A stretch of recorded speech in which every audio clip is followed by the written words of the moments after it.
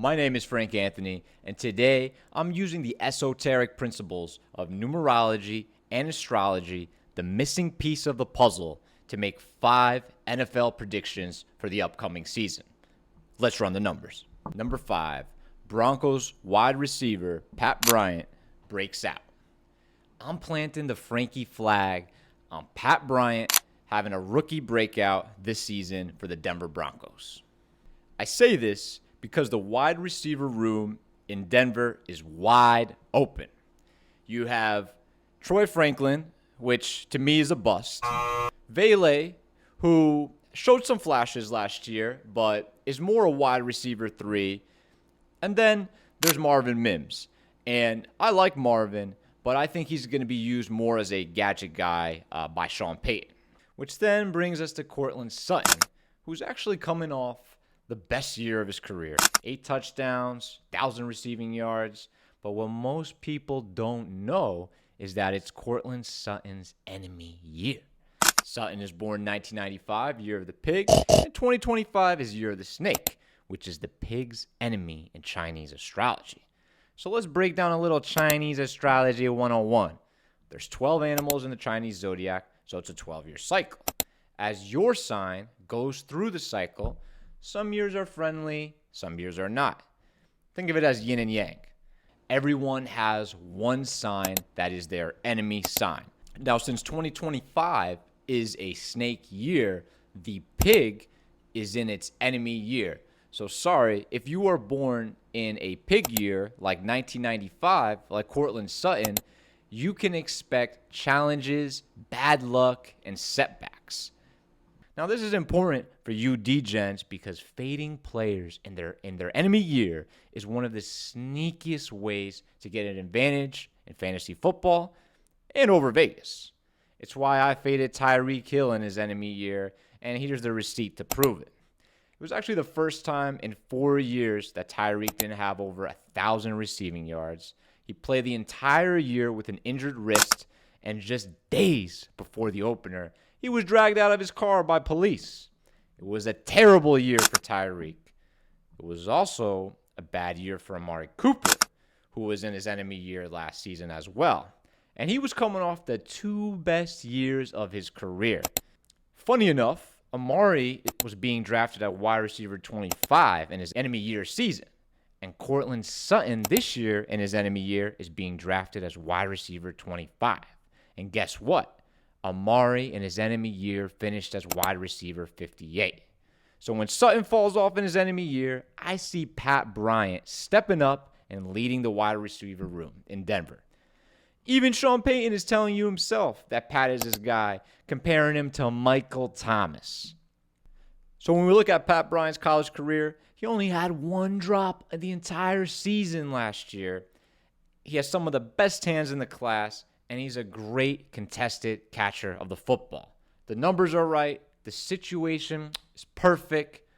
Don't miss the Pat Bryant breakout. Number 4, Caleb Williams becomes the first Bears quarterback in history to throw for 4,000 passing yards. At plus 250, this is my favorite NFL future for the next season. It's a Frankie guarantee. The Bears upgraded their offensive line, bringing in Chiefs left guard Joe Thuney. The pass-catching weapons are elite and voluminous. All of them could be wide receiver 1s. And I'm really excited in particular about rookie wide receiver Luther Burden, the 11 life path himself. And it gets even better. Chicago brought in Ben Johnson as head coach, an offensive genius. Everything is aligning perfectly, including the numerology and astrology. So Caleb Williams was born 2001, year of the snake. And you already know we're in the snake year, which means Slytherin season is officially here.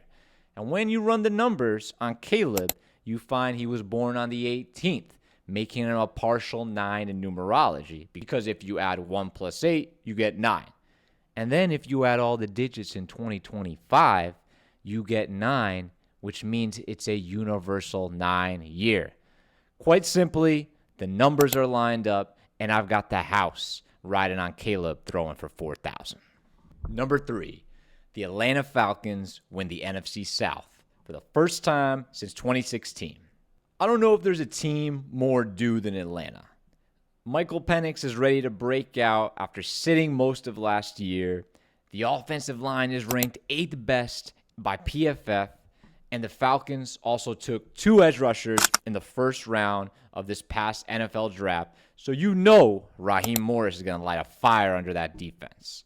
But the real star of the show this year, it's none other than Bijan Robinson, born Year of the Snake. And I'm telling you right now, he's going to be your 2025 fantasy football RB1, and he's my number 1 overall ranked player for the upcoming season. But it gets even better for the Falcons. Drake London is also born Year of the Snake. Even the Falcons franchise themselves founded 1965 Year of the Snake. Take the Falcons at plus 260 to win the division. Number 2, the Washington Commanders missed the playoffs. I'm completely out on the Commanders this year. Everything broke right for Washington last season, and reality, it's about to hit hard in 2025. First off, Washington had 5 fourth-quarter comeback wins last season, tied with the Chiefs for the most in the league. And let's be real, that is not happening again, especially when Washington's defensive line ranks 31st by PFF. They have one of the worst run defenses in the league. And then there's the wide receiver room, which is by far my biggest concern with both Deebo Samuel and Terry McLaurin in their enemy year. Terry is currently holding out as he enters a contract year, which historically is never good. And honestly, I wouldn't be surprised at all if this is the first season in 5 years that Scary Terry doesn't crack 1,000 receiving yards. Deebo is coming off a down year in San Francisco, and Zach Ertz is turning 35. Can you really count on him to repeat those 7 touchdowns from last season? And his backup, Ben Sinnott, only had 5 catches last year. And then there's the running back room, where Brian Robinson Jr. still hasn't cracked 800 rushing yards in a season. I like B-Rob, but let's just be real. He's an average running back at best. And then there's Austin Eckler, who's now 30 years old, and he's in his enemy year. So when you put it all together, there's legit question marks at every skill position in Washington. Now, don't get me wrong. Jaden Daniels is clearly talented, but with sky-high expectations and an uninspiring supporting cast, he's in a tough spot, and I think he's headed for a disappointing year 2. Commanders missed the playoffs. Number 1, the Kansas City Chiefs missed the playoffs. I predict Patrick Mahomes doesn't just miss the AFC Championship game for the first time in his career, he also misses the playoffs altogether. The sad truth is Mahomes has been declining. Last season, Mahomes was the second least accurate quarterback in the league when targeting a receiver over 10 yards. He also threw for under 4,000 yards, the lowest of his career, and he averaged just 6.8 yards per attempt, another career low. And out of all the quarterbacks with at least 250 plays last year, Mahomes ranked 34th in ADOT at just 6.3 yards, lower than Cooper Rush and Mason Rudolph. And now, Mahomes enters his enemy year. Mahomes was born in 1995, the year of the pig, and unlike the other players we've talked about in this video, Mahomes has already played a game in his enemy year. That game? Super Bowl 59, which took place in the year of the snake, where Mahomes and the Chiefs got flat out humiliated by the Eagles. And the concerns for the Chiefs are not just Mahomes. Chiefs lost their star left guard, Joe Tooney, who was traded to Chicago, and now the entire left side of the Chiefs' offensive line has just 14 combined starts heading into Week 1 against the Chargers. And if that's not worrisome enough, let's talk about the Chiefs' weapons. Pacheco, Rashee Rice, and Marquise Brown all suffered major injuries last season, so it's tough to trust any of them to be 100% or playing at their peak in 2025. And then there's Travis Kelce, who had the worst season of his career last year and may be cooked. Look, for years, we've given the Chiefs the benefit of the doubt. Mahomes runs to the line, he does that little finger thing, and they always find a way. But this is the year the bottom falls out. The Chiefs have won 9 straight AFC West titles. And here's your numerology nugget of the day.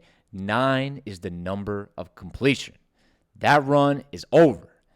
Chiefs opened the season in Brazil against the Chargers, and I'm all over the Chargers money line at plus 108. Justin Herbert is coming out with a vengeance after being embarrassed in the playoff against the Texans. This is Harbaugh year 2.